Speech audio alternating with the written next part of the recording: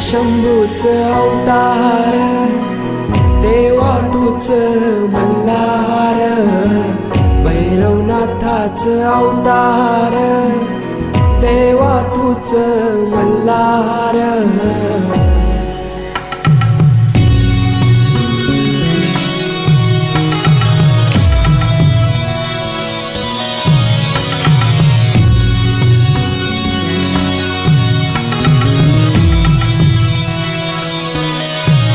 ठेवून बाणाई पहिल्या पायरीला, घेऊन मानसा देवी संगतीला, वध करूनी मनी मल्हार.